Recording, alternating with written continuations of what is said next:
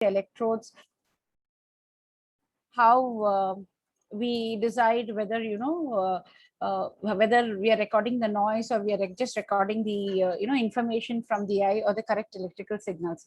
So the whole idea of doing this initial exercise was to understand that during the acquisition is the first process where you have to look into your wave pattern, because you don't have a second choice. The patient leaves immediately after the examination is over. So whether you have recorded the response or whether you have recorded noise or whether you're not been able to record the test results or signals in the right way will be decided in that 1 hour when the patient is along with you. Okay, so it was very important to cover that part, that you don't record noises, you don't record unwanted signals from the eye, and how to avoid in case you're getting it. So to maintain your corneal electrodes integrity and your gold cup electrodes integrity, the impedance maintains, all that was discussed in the first 2 days. So today I'm going to start the presentation with the diseases of the eye, and what are the diseases, common diseases which you see, and how the ERG looks like when you're doing the diseases. Okay, let me start by sharing the presentation. Again, I welcome you all to the class.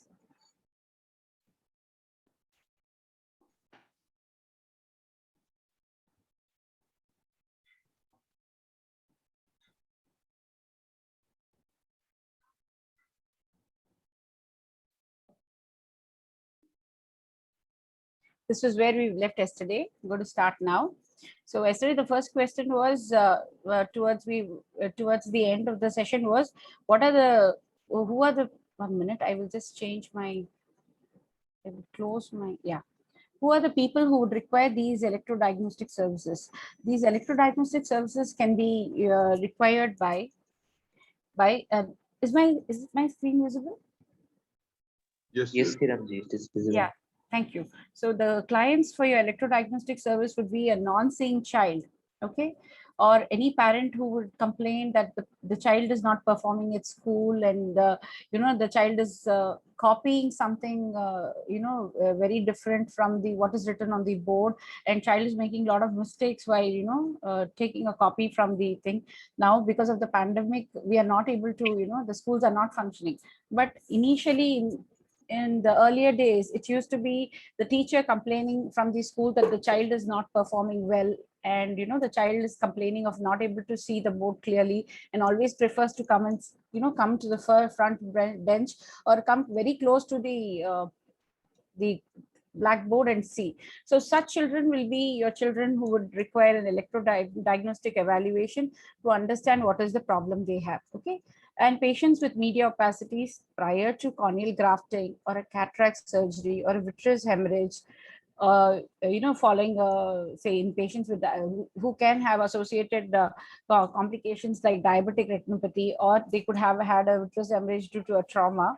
These patients where you're not able to visualize your retina, these will be the patients who may require a flash VP and a ERG to understand how their retinal function is and how their optic nerve function is. The other commonly seen group are the patients who have the suspected diseases like the retinitis pigmentosa or heredomacular degenerations, or you see a patient with flecks in the retina like the fundus albipunctatus or fundus flavimaculitis. So these patients will need to undergo an ERG to correctly diagnose what is the condition they have. And in few cases you will have to screen a few patients from their family itself who will be a carrier of the disease, especially in RP. If it is X-linked, you may have some carriers present in the family whom you may need to screen to understand how the genetic tree is for that family. Okay, and patients requiring a quantitative assessment of the disease progression. So if the patient is worried and if the patient is really concerned, where he feels that he needs to have a complete assessment of to what extent his disease is progressing and to what speed it is progressing. In such patients, you need to give them assurances and ask them to undergo these examinations at a repeated interval, like it will be like once in 2 years or once in 1 year, depending on the condition they have. Okay, and in patients who are on the chloroquine drugs, hydroxychloroquine drugs, these would be the patients where you will be assessing for any early amplitude changes, especially in your multifocal ERG, and look into it very closely to analyze it and compare it with your OCT test, your vision of the patient, and then take a call if there is a reduction in the amplitude that you have to stop the drug at this point in time or not. Okay, so it becomes very important. It is our responsibility that we not only perform the test in the correct way, we take the printouts of the test in the correct way and help the clinician to come to a correct a diagnosis and to take a call with the reports which we are presenting to them. And in anywhere where you want to have an assessment of a retinal and optic nerve function following a trauma, ERG can be done or a VEP can be done. So the common indications are, you may have some repetitions of slides, but this is just, so that this all gets synced into us. Okay, indications of the ERG would be to aid the diagnosis in patients suspected to have stationary or progressive inherited retinal degeneration. Here, stationary and progressive, we are very specific in deciding the stationary and progressive, and it applies only to the congenital stationary night blindness and the retinitis pigmentosa, which is progressive in condition. Okay, so at that point in time, when a patient comes to us and says that I have a night vision problem, it becomes our duty to run a ERG test and tell him not to worry, he has a stationary problem, this may not progress in life, and he just needs to move around with a torch or have a company when he's going out. And if it is a retinitis pigmentosa, again it becomes the clinician's responsibility to educate the patient as to how the disease is going to progress and help him with any low vision aids if required. So at that point in time, the ERG helps you to make this differentiation, whether you're dealing with a stationary type of a disease or whether you're dealing with a progressive type of a disease. And when you have to rule out clinically unaffected family members, you will have to run the ERG test. At that time, you will be able to segregate patients who are having the disease and segregate the patients who are having reduced amplitudes because of the disease and which they're not presenting with the disease, and to evaluate the possible female carriers of the X-linked disease, to assess the patients with retinal toxicity due to metallosis. It's also called sidrosis. It becomes very important, especially when there is a iron foreign body in the eye due to a trauma. We have seen that it causes changes at the retinal level. Okay, and the changes are again irreversible, and it can lead to complete RP degeneration in that patient, thereby leading to total atrophy of the photoreceptors. Okay, so and it is very important to assess it to which stage of the metallosis we are. And here ERG gives us an indication. If there is an iron body in patient's eye, how do we go about and looking into it at what stage the patient is. So when you perform, if the patient comes to you and you see on your indirect, the patient has a foreign body and it is a metallic foreign body, it is not a wood or something like that, you want to know what is the damage it is causing to the retina, please run an ERG test. On the ERG test, what happens is, if it is a early stage of the disease, the ERG shows it as a supernormal responses. Supernormal responses means your B wave amplitudes will shoot up. If a normal B wave amplitude, if I'm expecting it as 300, I would be getting an amplitude of 400 and 450 amplitudes. Okay, and compare it with the other eye. So the eye which is affected would have cross increase in the amplitudes and will give us an indication that it is the iron in the eye which is causing these changes. But if you follow this patient after some time, say after 2 months or 3 months, and you repeat an ERG, you would be surprised to see that this iron foreign body would have already caused so much of irreversible damage in the eye that we have a non-recordable responses. So now there is a big gap. Like, at one point in time, we thought the patient has a supernormal responses and we let him go. And the next time after 3 months, the patient comes to us and we are not able to record an ERG from that eye, or it is extinguished or non-recordable at that time. So to avoid this transition which is going on between a good healthy retina and your retina being totally lost or losing the function, what was the best thing we could have done is we could have intervened into the patient, and we could have removed the foreign body. Unless you remove the foreign body, you will not be able to save the retina. So in such cases, the ERG is very helpful for you to understand and tell the prognosis to the patient also. So once you see an extinguished ERG, you can tell, no matter whether you remove the foreign body or don't remove the foreign body, the damage is already occurred. Okay. So in such cases, please go ahead, do a full field ERG and look into it, what you're saying. And in case you find a supernormal responses, retinal health is okay, you are able to get the ERG responses, please go in and do a surgery as early as possible to have better results.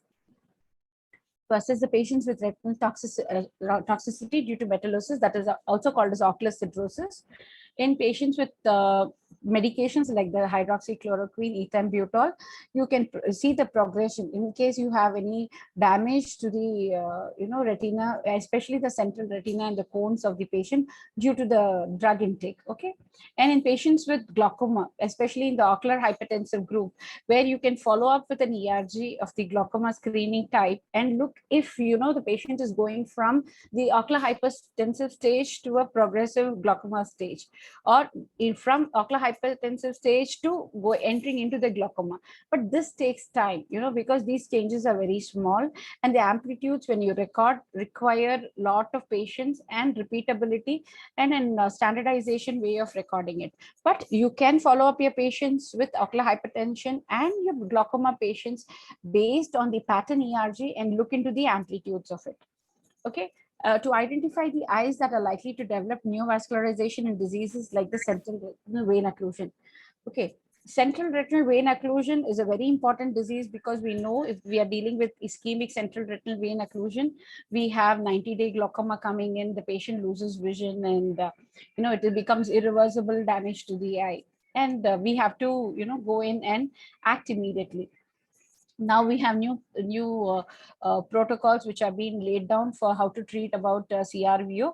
Initial days and even today in some clinics, what we do is when we see a central retinal vein occlusion, yes, we can decide based on the vision of the patient, the presentation of the hemorrhages in the eye, and the way the fundus examination itself, you will be able to differentiate between a non-ischemic CRVO and an ischemic CRVO. But if you run an ERG in these patients, and if you find out you're dealing with a negative ERG, and if you're getting absolutely no oscillatory potentials, it will give you an indication that your retina is already compromised and is ischemic. Most of it. Okay.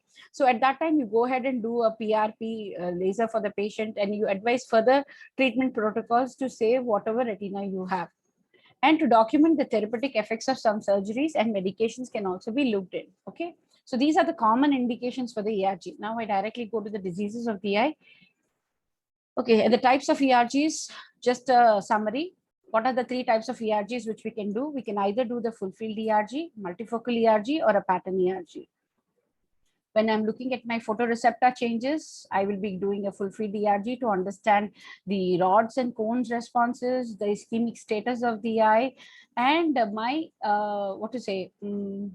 complete information, a mass information. So for a full field ERG to be generated or to be normal, your 80% of the retina has to be normal or affected. Okay. If you're more than 80% of your retina is affected only, it will show changes on your on your ERG. Then the second type of ERG would be the multifocal ERG, where only the local responses, especially from the central cones, are taken and a topographical representation is given there in the form of a rings and trace arrays, which we will discuss it as we go down today.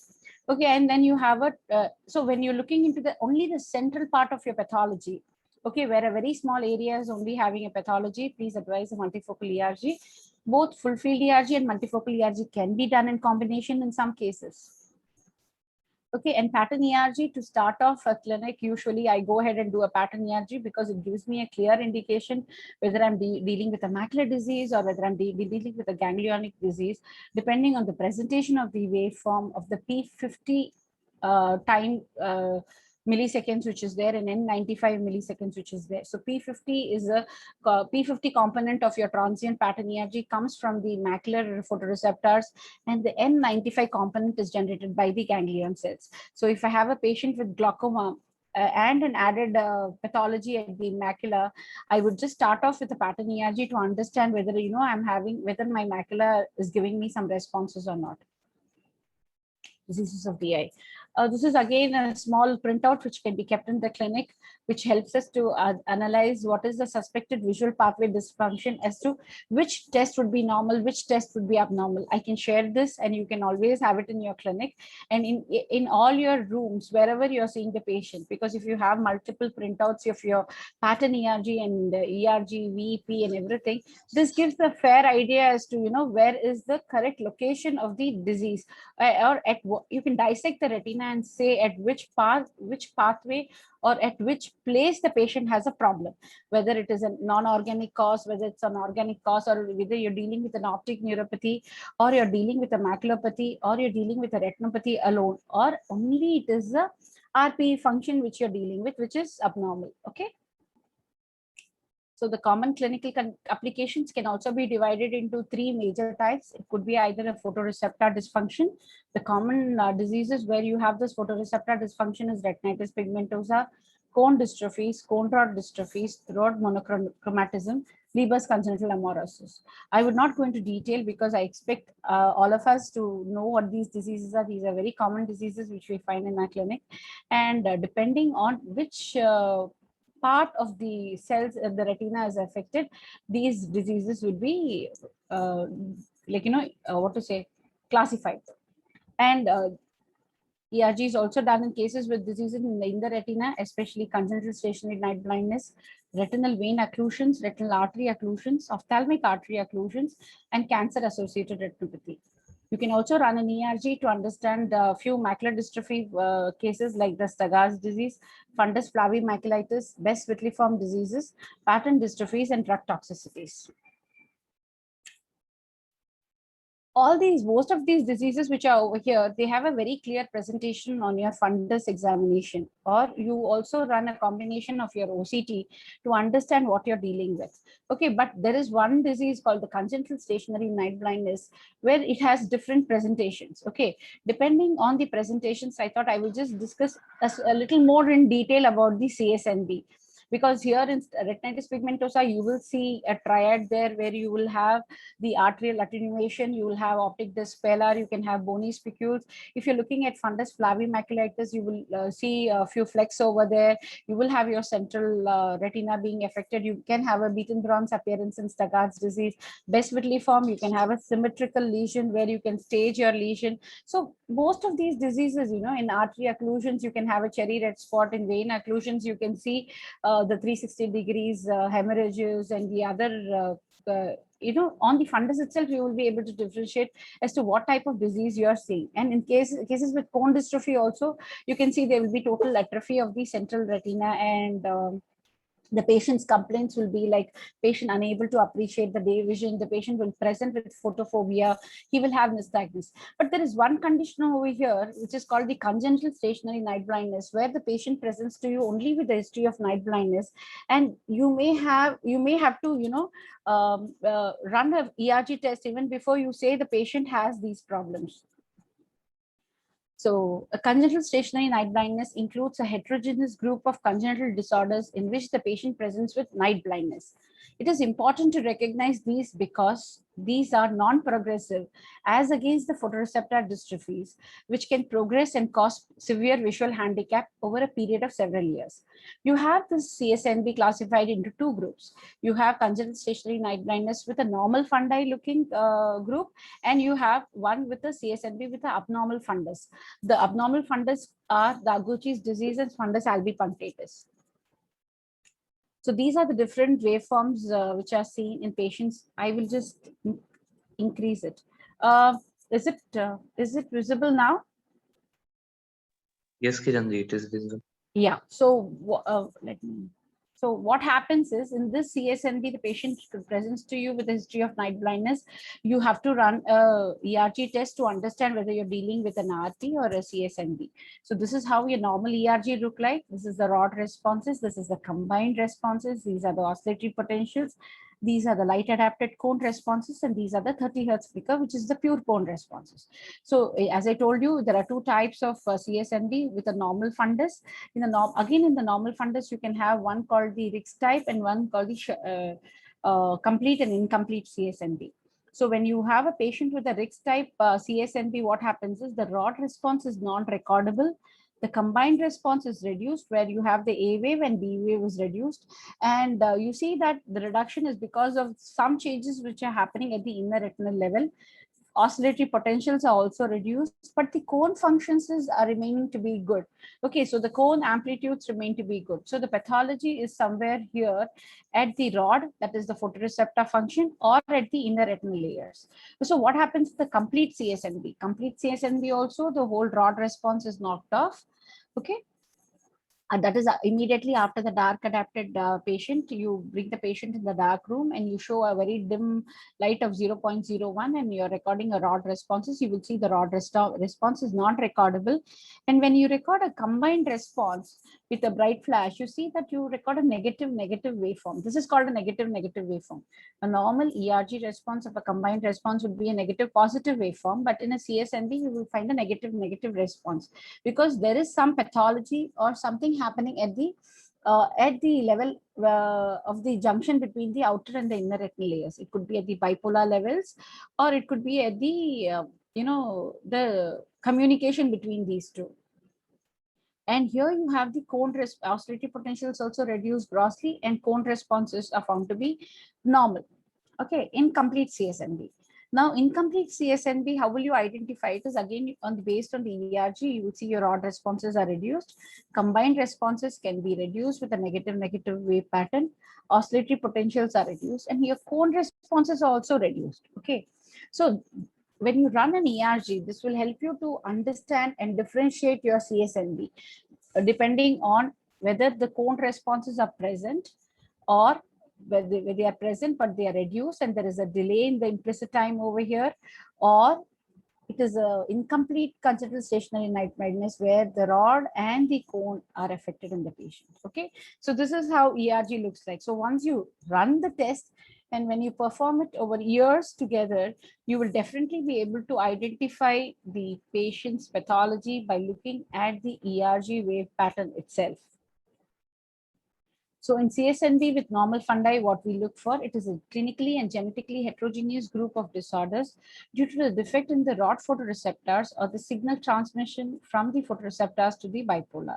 That is post-transduction defect. The full field ERG in CSNB may be of two types, that is the RIX type, type 1 and type 2. And the patients with the mutation, these RIX type patients will have mutations in the RHO or SLC24A1 gene causing the rod photoreceptor defect.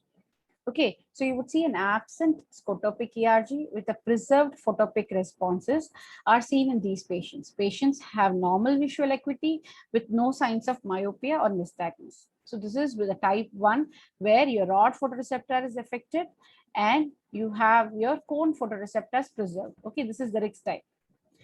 So here the rod photoreceptors are affected and here your cones are maintained. Okay. You have the second type of CSNB with the normal fundus, which is called the type 2, Schubert-Bonstein type. And here the patients are characterized by presence of myopia, nystagmus with tessellated appearance of the retina and tilted disc. Okay, these are further subdivided into complete and incomplete presentations.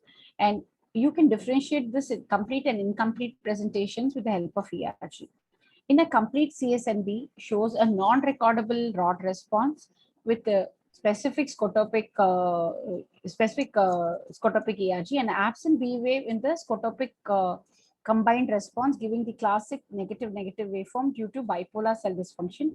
And a characteristic photopic waveforms are seen as a broad A wave and B wave in absence of oscillatory potentials on the B wave. So when we are seeing about the complete CSNB, again, there is a problem in the rod response. You see this classic negative wave pattern over here. You see this classic negative wave pattern over here. The oscillatory potentials are grossly reduced, but you see a very typically delayed A wave of your photopic responses, and but the presentation is there. It means photopic responses do answer, means there is some amount of amplitude of your photopic wave, but if you see there is a delay in the responses, okay, this is the indication for us that we are dealing with a complete congenital stationary night blindness case. Okay, and this you can pick it up in your light adapted ERG of your patient. So what happens with the incomplete waveforms? In incomplete, it is characterized by a recordable response, but delayed and hypovoltage rod B wave responses in scotopic ERG. Photopic responses also reveal a decreased B wave amplitudes on the 3 photopic ERG with subnormal 30 Hertz cone responses, which may showcases as the, I'm sorry for this, which may show different waveforms. This is due to subnormal activity of both the on and off bipolar cells. So in incomplete CSNB, what I will look in for, as expected, I would not have a rod response over here, or a grossly reduced rod response would be there, which may not be anywhere close to normal. I will have a negative ERG, which is again a classic for the combined responses. And the oscillatory potentials will be knocked off, but your cone responses also, this patient will be reduced. Okay. So you compare it with your normative age cone responses, you will find they will also be reduced. So when I'm having a patient where my rod is reduced, combined response is showing a negative pattern, oscillatory potential is totally knocked off, my cone receptors are, showing reduced responses, it gives me an indication that I'm dealing with incomplete CSNB. But whether it is Rick's type or incomplete CSNB or a complete CSNB, the prognosis which we will explain to the patients is not to worry, because all these are stationary night blindnesses. The other type of CSNB with abnormal fundi will be your Aguchi's disease, and it's caused by defects in the arrest gene, and it's characterized by a peculiar gray white discoloration of the retina, giving it a metallic sheen which appears after prolonged dark adaptation, and it reappears again on exposure to light. It's called the Mesos phenomenon. Okay, here again, we have seen that the rod responses is reduced, and the combined responses shows a negative waveform with a normal photopic and 30 Hertz flicker. Then you have the fundus albipunctatus, which is also present with the abnormal fundi. It can have innumerable tiny white dots all over the fundus from the periphery to the center. You will have the normal caliber of the retinal vessels, that is the arteries and the veins, and normal optic disc to distinguish between the retinitis punctata albicans. Okay, and there will be a delay in the regeneration of the rhodopsin, especially in this condition underlying the pathology. So ERG on examination shows hypovoltated rod responses, but these improve over prolonged dark adaptation. So if you ask me what is the prolonged dark adaptation would you do for these patients, it will be like, patch the patient for 4 hours. So for a general standard way of doing the examination, I would patch my patient for half an hour or 30 minutes, because I expect my rods to come to a, stationary, stationary, a balanced function. Okay, that means the rods get adapted, and they adapt to the atmosphere where there is no light for a longer period of time, and the rods are getting ready to be stimulated or activated. Okay.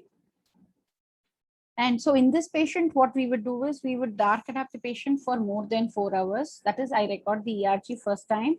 I keep it as a baseline in the morning at 8 o'clock. And then in the evening before 4 o'clock or 5 o'clock, I would record the ERG again. Till that time, my patient will be dark adapted. Okay, so once I finish the ERG itself, it may take my mean 9:30 or 10 o'clock.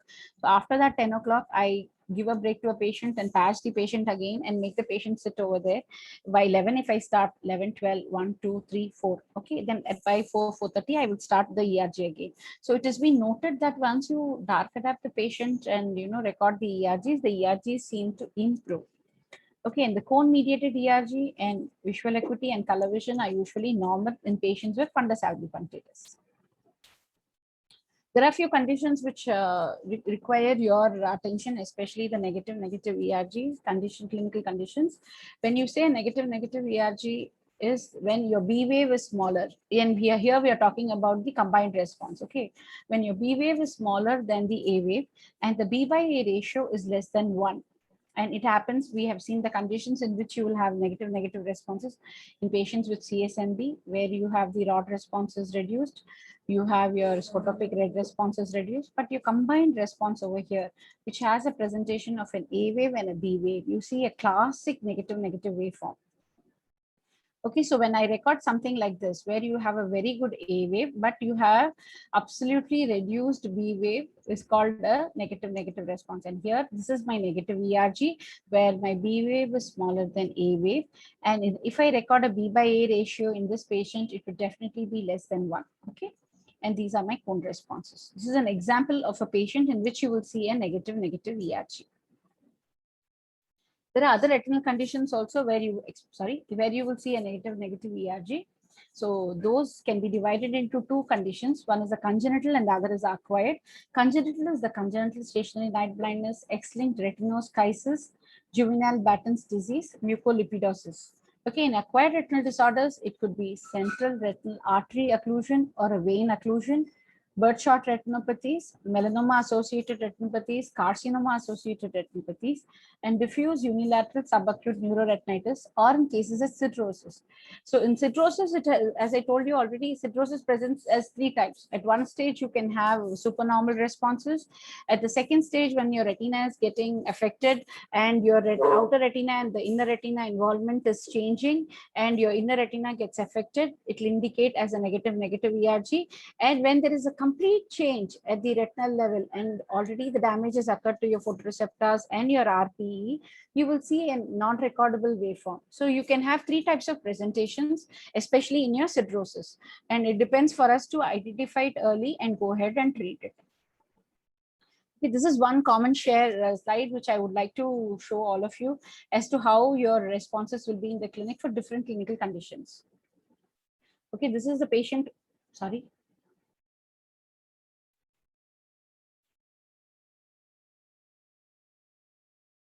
This is a patient, 1 minute. Okay. This is a patient who, with a normal ISCV standard ERG recorded. Okay.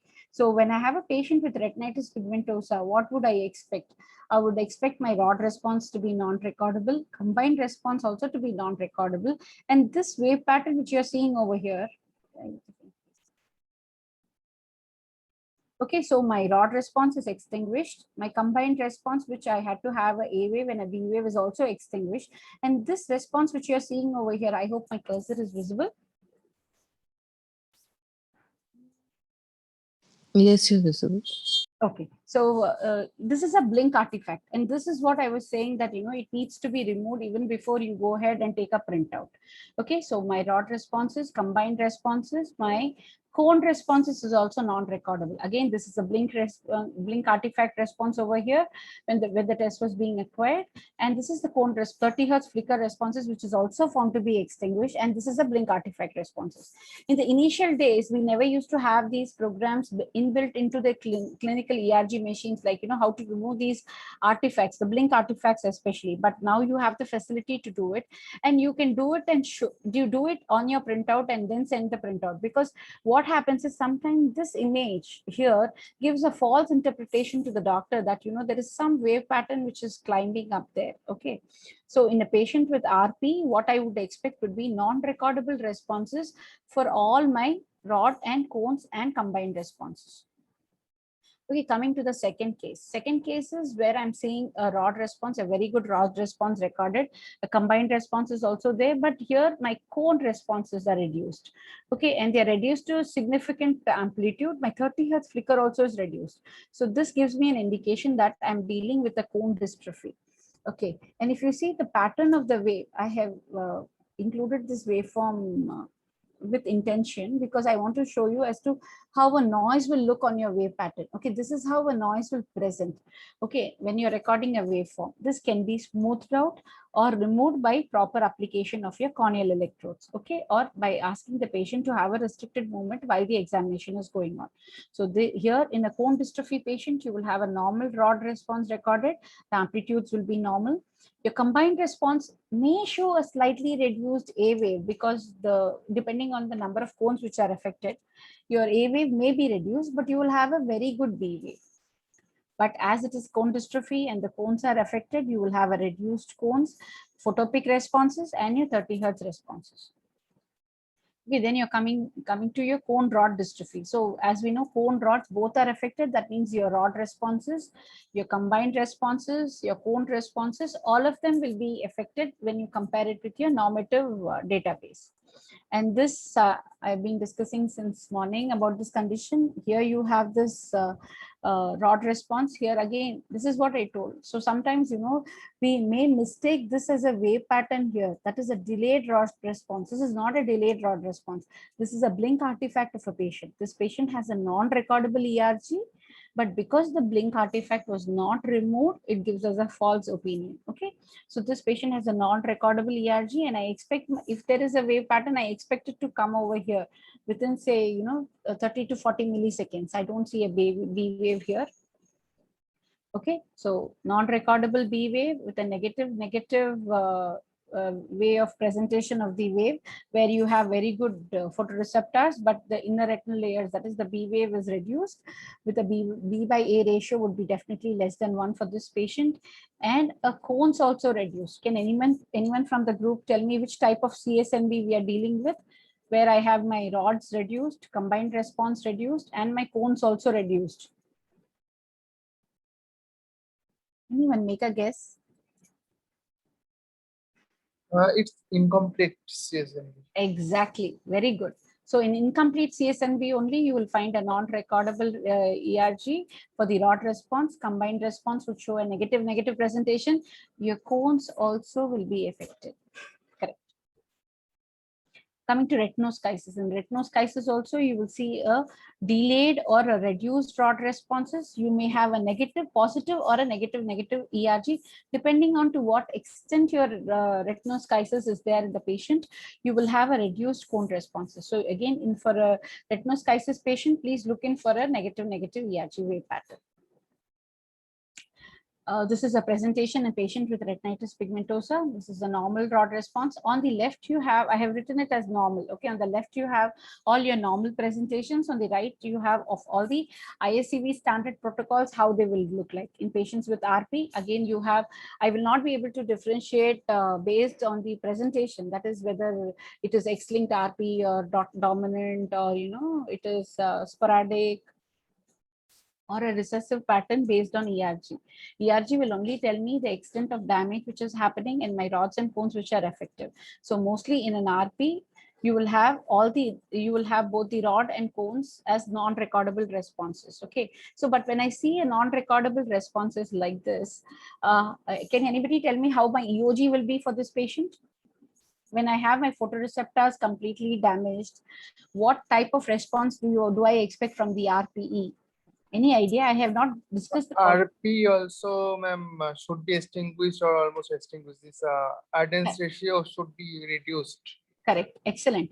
Because the photoreceptors are the cells which are generating this electrical potential and, you know, causing this graded potential to move forward. So if you have a pathology at the level 1, which is at the photoreceptors, there will not be much of information which will be sent to the other cells like the bipolars and the ganglion cells. So I would expect if my ERG is grossly reduced like this, I would also expect my EOG to be reduced. I would also expect my VEP to be reduced and delayed. Okay, but lucky some patients with RP, we always see that, you know, the central macular function is maintained, and to monitor that central macular function, you can either use the help of the OCT for analyzing the structural information of your ellipsoid and the myoid zones which are there, and you can go ahead and measure it and follow if there is a reduction in that area. And you can use a multifocal ERG where you can record the central multifocal responses and look into the progression of the patient. Okay, so when I find an ERG which is extinguished for a fulfilled ERG, I do run a multifocal ERG and pick up that central island of my responding cones, especially only the ring 1 will show me the responses, to show it to the patient that he is not going blind. He still has some amount of retina which is functioning, and I follow it up from there. Ma'am, I have a question regarding that RP. Yes, sometimes I get that's visual acuity of patient is 20/20. Okay, yeah. but in that ERG, fulfilled flash ERG, I get totally extinguished response. So in this case, my MF ERG may give some response of fovea, Yes. right? Correct. Yes, you should do a multifocal ERG. See, because if I'm going to repeat this fulfilled ERG today, and if I'm going to repeat the fulfilled after 1 year also, I will not expect any change in this. It is going to be extinguished, correct? So Yeah. if I'm going to be repeating the same test and I'm not where I'm not going to be finding much of any information for me, because I already know there is no recordable responses in the fulfilled ERG. So I don't have to waste my time in looking into it again. So I would prefer to do a multifocal ERG where I will be getting some responses, especially from the central ring of the cone responses, which are usually spared till the late stages of the RP, and follow the patient with only with the multifocal ERG thereon. Okay. So today I am doing the ERG. ERG is extinguished. I do the multifocal ERG also. I record the responses, note down the amplitudes, especially in the ring 1, ring 2, and see how much they are. Again, when the patient comes to me after 1 year or 2 years, I would only do the multifocal ERG. I will not do the full field ERG. Okay. From that multifocal ERG, I would again analyze my amplitudes of the central ring, which is the ring 1, from the last visit and this visit, and really see if there is any significant damage or greater than 10% or 20% of reduction in the amplitudes for me to, tell the patient that seriously something is going on. Okay. Otherwise, I just document this and leave it alone, reassuring the patient. Okay. Okay. Yeah. The second type of dystrophy is the cone dystrophy, where on the left you have the normal responses. So again, because it's the cones which are affected in this patient, you have a normal rod responses recorded. As I told you, depending on the degree of the or the number of cones affected, you may end up having a reduced A wave, because this A wave is a combination of your rods and cones. But again, you may sometimes not find much of a difference over here, because we all know, the rods to cones ratio is around, 13 million to 7 million. So you may have a larger percentage of rods responding over here, which may not give you a presentable reduced A wave amplitude reduction over here. Okay. So then in the cone photopic responses, you will find the cone responses are extinguished. And in 30 Hertz flicker also, you would find it will be extinguished. 1 minute. Okay, 7:45. Okay.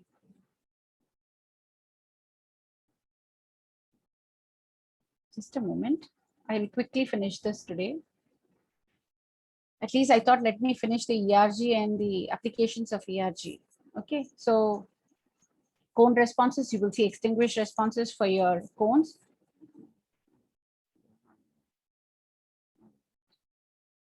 Is it still shared? Yes, ma'am, it is shared. I'm not able to move my slides. I'll share again. Yeah, is it shared now? Yes, yes. Yeah, so in cone dystrophy, I would expect completely, non-recordable responses at the photopic level and the 30 Hertz level. Yeah.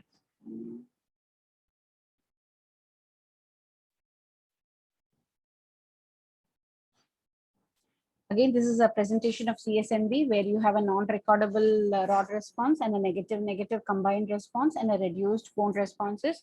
As indicated before, this is a type with a complete CSNB, incomplete CSNB type. Okay, this is Aguchi's response, where you have the non-recordable rod responses, and here you see the A wave also will be affected, the B wave also will be affected. Okay, and this is a typical waveform in Aguchi's disease. You cannot miss this wave pattern. It will present as it is. Okay, like how you're seeing on the window now.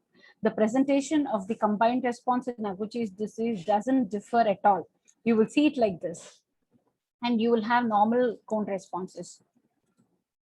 This is a presentation slide from the Atlas, which is being presented with the machine.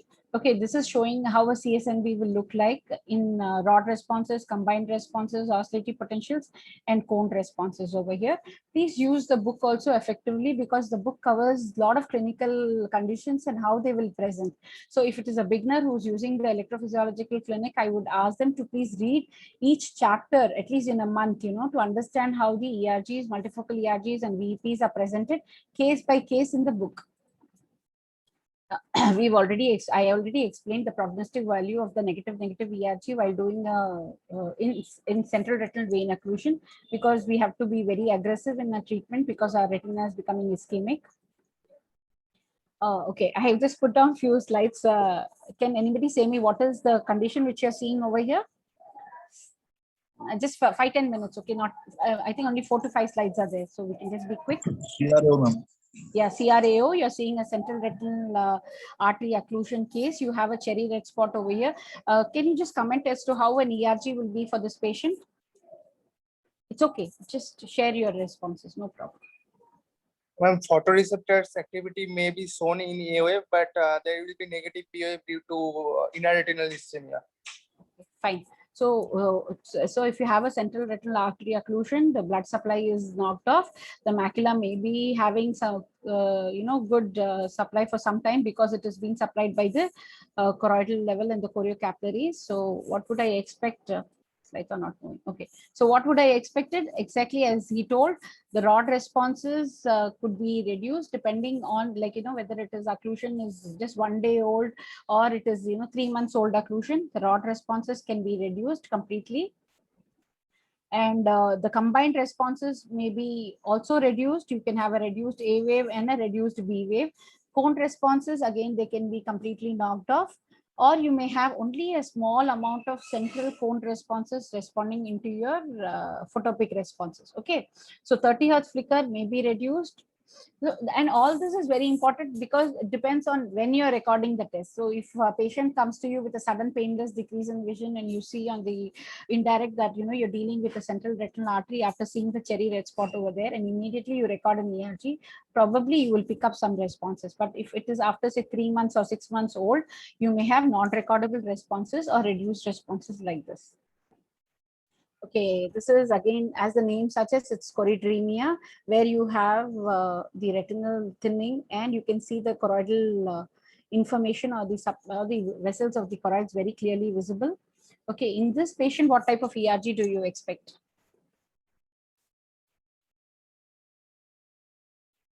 Guess. Choroidremia is known to cause what type of ERG? Both photopic and scotopic should be reduced with inner retinal response. Exactly. Along with, if you do EOG also, that will also Be give us reduced. reduced. Usually you will have a non-recordable ERG on a choroidremia for all your responses, rods combined and your photopic responses. Good. So this is again a patient with the retinoschisis, where you can see this. I don't know if this is visible. You have this cart-like wheel presentation over here. Can you see this? This is a typical of your retinoschisis, and this is your OCT picture helping you to make the diagnosis, where you have the splitting between the outer and the inner retinal layers. Okay, can you tell me what type of ERG you will expect in this? I'm sorry. Anybody? I'm saying there is a splitting between the outer and the inner retinal layer. So what type of ERG you expect in this? Again, ma'am, reduced B wave. Exactly. You will have a negative B wave in your combined responses. Rod responses can be extinguished. You can have a negative in the combined responses. Cone responses, depending on the amount of cones affected, you can have a reduced cone responses or a non-recordable cone responses. Okay. This is a case of fundus flavi-maculatus. You can see the white flecks over here. What type of ERG you would expect in this patient?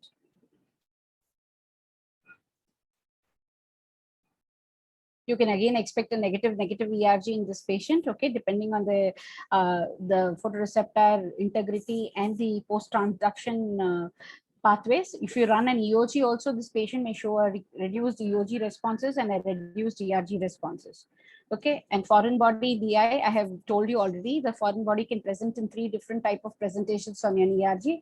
The initial stages, if it is a 9 foreign body, it can show as a supernormal responses on your combined responses. And it can be at the level when it is affecting the outer and the inner retinal layers, it can cause a negative ERG. And at the level when it is already, already changes have started to happen at the photoreceptor level and the RP level, you can have a non-recordable ERG. Okay, so you can, depending on the presentation, you can stage the ERG. So to summarize, you can have non-recordable ERGs in Leber congenital amaurosis, retinitis pigmentosa, total retinal detachments, retinal aplasias, gyrate atrophies, advanced rod and cone dystrophies, and choroideremia. So look in for whether the non-recordable, when I'm saying non-recordable, it is the rod ERG which is non-recordable, or whether it is the photopic ERG which is non-recordable, because this will help you to differentiate the disease. If it is the non-recordable rod ERGs, it is the CSMB and the early RPs which you're looking at.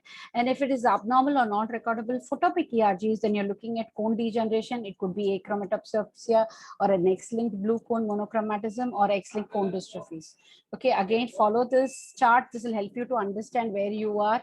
And thank you for your attentions. And this is for today's class.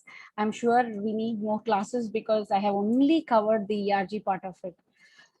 So we can, you can decide with Yash, and I will stop the share. In case you have any questions, I can take up the questions. You still have 6 minutes to go. Ma'am, I have a question regarding flash VEP. Yes, Sandy.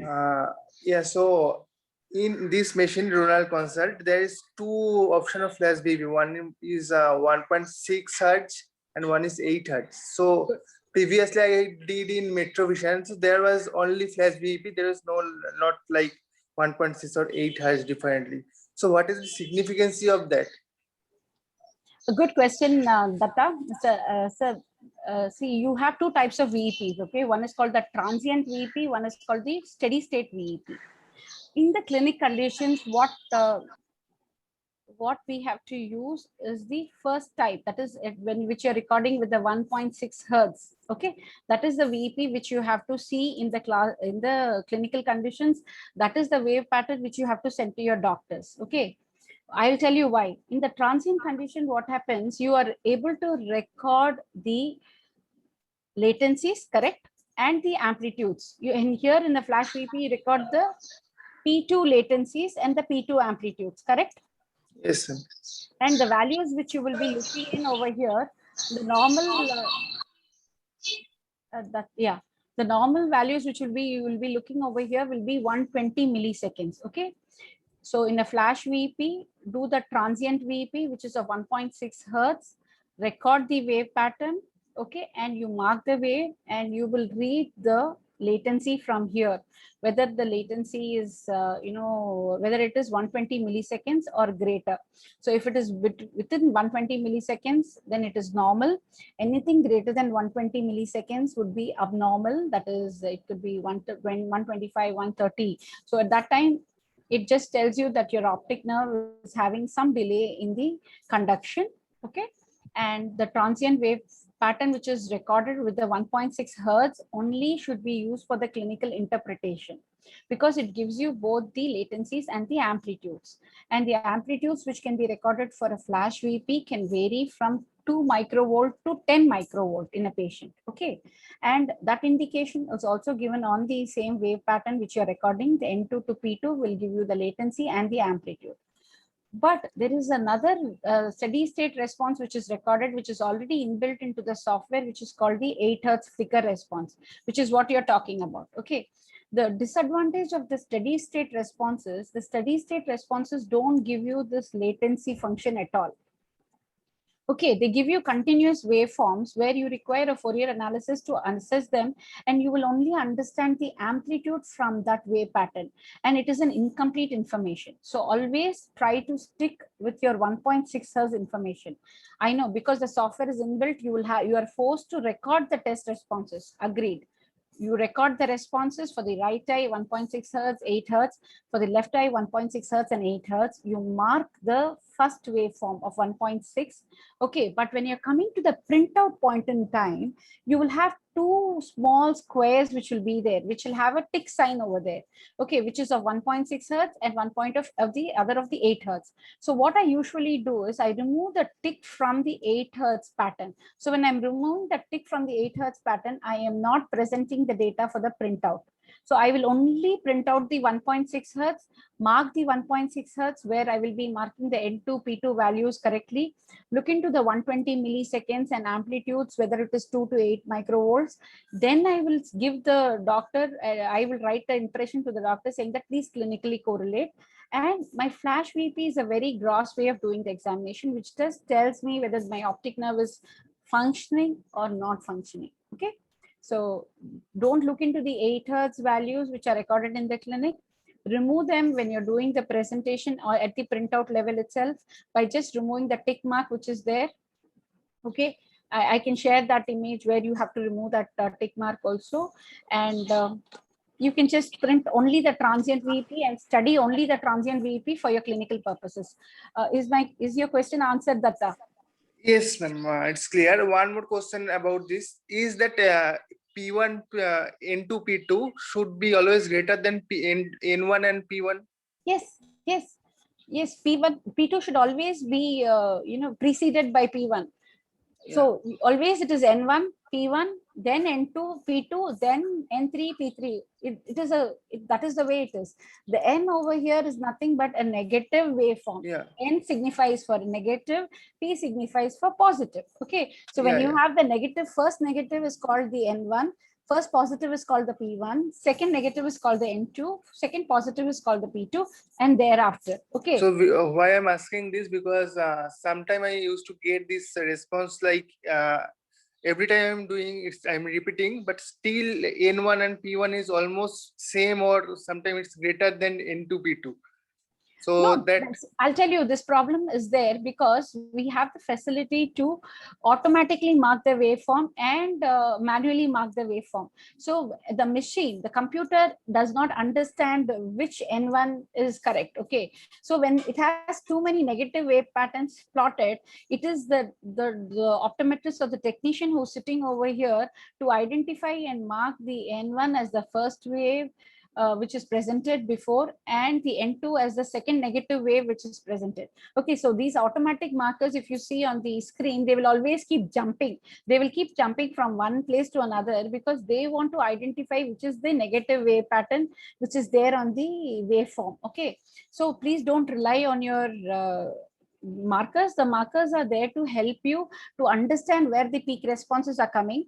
But when you have multiple negative peaks and multiple positive peaks, please follow it as the first peak will always be N1, followed by a positive peak of P1, then a negative N2 peak, and then a positive P2 peak. Okay, and then thereon, if you still have negative wave patterns and positive wave patterns, they will be represented as N3 and P3. Okay. So don't go by the automatic markers which are projected by the machine. Please do your manual markers and assess the situation there. And what I would request you is when you are marking also, if there is no non-recordable waveform, please go down at that screen. You have a column called the curve not evaluated. Just click onto it. So the A and the B markers or the N1s and the P1s will disappear and there will be no readings there. And you can write it in your impression, please to be clinically correlated non-recordable waveforms on ERG or VEP or flash VEP. Depending on that, the doctor will take a decision. Okay. Anything else? Any more questions? You're free to ask. Okay. Hello, good morning, ma'am. Yes, Samir. Good morning, ma'am. I have one question. So one of your slides shows like CRO, it's artery occlusion. You have showed a reduced B wave. Yes. That is actually a presentation slide from a chapter of the ERG. Okay, written by Mr. Perlman, where he wants to present that the central retinal artery occlusion can be presenting with a reduced responses if you are recording the ERG in the initial stages, okay, of the central retinal artery occlusion happening. But in case if you're going to be performing it as say after 3 months or 6 months or after a year, the central retinal artery has occluded, you may find a non-recordable responses. You see, the only thing with the central retinal artery is I have seen some cases where you have this transient occlusion happening and the patient regains most of his vision. Okay, so you have cases in those transient occlusions also. So we need to definitely define the stage in which we are based on the vision of the patient, the visual fields 10-2 of the patients, the OCT finding structural information, and then do an ERG, which to help us to understand as to what stage of the occlusion we are. Okay, either we are dealing with an early central retinal artery occlusion or whether we are dealing with a late central artery occlusion, whether there can be any chances of recovery for this patient or not is what is looked into that. So that's an image from the chapter of web vision. You can search it. It is called the web vision of electrophysiology. It is available on the Google, and it is a full book which is you can download it from the net. Okay, it has all the chapters about the retina, the phototransduction, all the retinal cells which are there, and it has a special chapter on ERG, multifocal and ERG, and the EOG, and it is freely downloadable on your Google. It is called Web Vision, WEBVISION.org. Okay, ma'am. Thank you, ma'am. Just to add on that question, like one question more. There is one similar to that particular disease, like ophthalmic artery occlusion. Patient might present like similar condition, like similar Correct. conditions. So somehow we getting like in the ophthalmic artery occlusion, we are getting negative B wave, not Correct. in reduced, not in reduced. So like I'm asking, my question is like, why is a similar type of presentation? This is only artery occlusion is retinal and it's ophthalmic artery, and clinically patient will lost the vision, no PLS or something. Looks why the reduced wave in say artery occlusion, ophthalmic artery, we are getting negative wave. So my Yeah. question. So depending on whether your photoreceptors are involved or not. So at a place at a presentation time when you're recording the ERG, if your photoreceptors are involved, you will not be able to record any responses in the rod responses, combined responses, and the cone responses. But if you're intervening and doing ERG at a stage where the occlusion is causing only the suppression, or the information is not passing from the outer retina to the inner retina, the inner retina only is, the inner retinal blood supply is only disrupted, but your photoreceptors are still functioning, because you know the photoreceptors blood supplies from the choroid and the choriocapillaries, they are still alive, they are still functioning. Okay, so at that point in time, your ERG will produce a combined, in the combined response, a negative response, indicating that the photoreceptors, the rods and cones are doing their job. It is only when the information has been sent to the inner retinal layers, the bipolar cells, the Mueller cells, and the other cells are not able to perform their part of the test of, converting this information into the electrical signal. Okay, so that is why it gives you a negative ERG, indicating the presence of healthy photoreceptors at that stage. Okay, so it can happen like that. You can have different presentations in ERG depending on the cells which are giving you the responses. It's a common thing. You will find such information on your ERG, where you can tell the patient that no matter what intervention we do, because there is so much of ischemic change which is happening, he may not regain his vision, no matter his rods and cones are functioning. Anything else? Thank you, ma'am. Thank you. So probably we can coordinate with Yash. It was very nice to meet you all and have an interactive discussion with you. I look forward to more class. There is one question in the chat box.